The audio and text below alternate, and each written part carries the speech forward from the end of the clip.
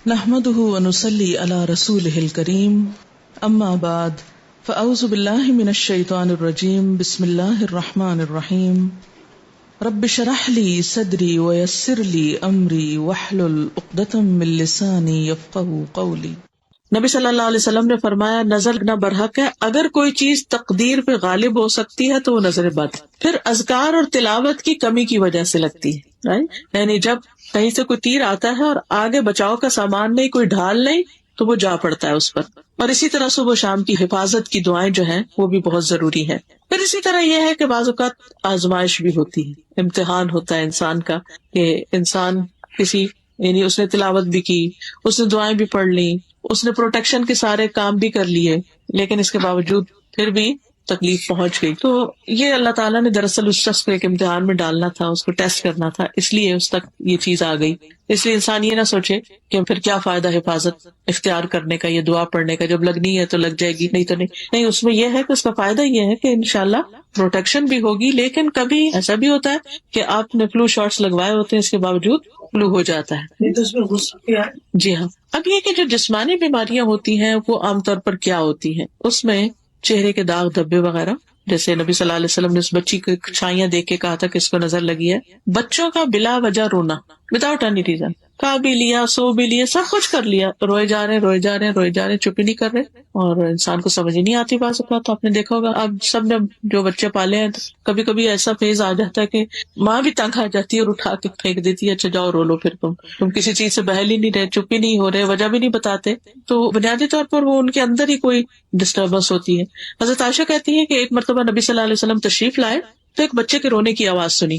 آپ نے فرمایا یہ بچہ کیوں رو رہا ہے؟ کیا تم نے اس کو نظر بد کا دم نہیں کیا، نہیں کروایا؟ یعنی کہ اس کو دم کرو، کیونکہ یہ نفسیاتی طور پر ڈسٹرب ہے۔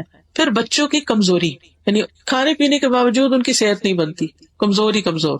اسماء بنت امیس کہتی ہیں کہ نبی صلی اللہ علیہ وسلم نے اسماء بنت امیس کو کہا کہ میں اپنے بھائی کے بیٹوں کو، جعفر جو تھے آپ کے کزن تھے، ان کے جسموں کو دبلا پتلا دیکھتا ہوں، کیا ان کو کھانے پینے کو نہیں ملتا، ان کو فقر و فاقہ ہے کچھ؟ تو انہوں نے کہا کہ نہیں، انہیں بہت جلد نظر بد لگ جاتی۔ آپ نے فرمایا انہیں دم کرو، تو انہوں نے آپ صلی اللہ علیہ وسلم کے سامنے چند کلمات پڑھے، تو آپ نے فرمایا ان سے تم ان کو دم کرو، یعنی یہ کلمات پڑھ کے۔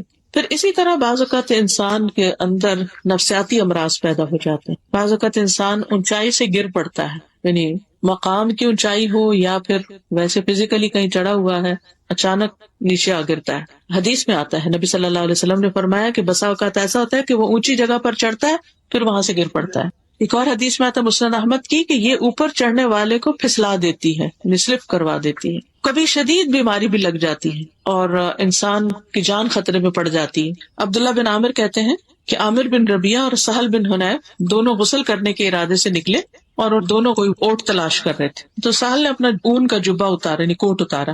عامر کہتے ہیں کہ جب میں نے اسے دیکھا تو میری نظر اس کو لگ گئی، وہ پانی میں اتر کے نہانے لگ گیا، میں نے پانی میں اس کے بڑبڑانے کی کچھ آواز سنی، میں اس کے پاس آیا، 3 دفعہ آواز دی، اس نے کوئی جواب نہیں دیا۔ پھر میں نبی صلی اللہ علیہ وسلم کے پاس آیا اور ساری بات بتائی، آپ تشریف لائے اور پانی میں داخل ہو گئے۔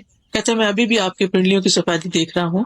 آپ نے اس کے سینے پہ 3 دفعہ ہاتھ مارا، پھر یہ دعا دی، اللہم اذہب عنہ حرہا وبردہا ووصبہا، اے اللہ اس کی گرمی، سردی، بیماری، لاغری دور کر دے۔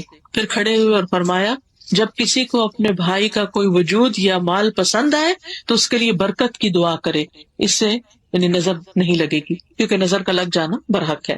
اسی طرح کچھ اور علامتیں بھی ہیں، سر دکھنا بغیر کسی وجہ کے، بخار کا ہو جانا، کبھی کندھوں میں درد ہونا، اس طرح کا کہ جیسے کوئی جلن ہو، یعنی کہ یوں لگے جیسے 2 کندھوں کے بیچ میں جیسے کسی نے کوئی گرم چیز رکھی ہوئی، یعنی ایک تو ہوتی ہے درد اور ایک ہوتی ہے درد کے ساتھ ایک برننگ فیلنگ، جلن سی۔ پھر اسی طرح نیچے والے حصے میں، پیٹھ کے نیچے والے حصے میں درد کا ہونا، قرآن سنتے وقت جمائیاں آنا، سننے میں یا پڑھنے میں قرآن میں دل نہ لگنا۔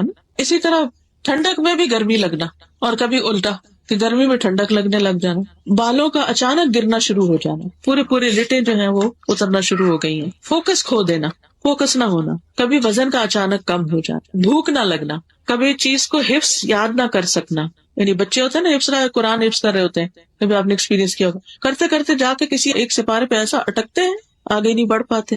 بعض تو بچے چھوڑ ہی دیتے ہیں اور بعض رو دھو کے اور پھر دوبارہ کبھی شروع کرتے ہیں۔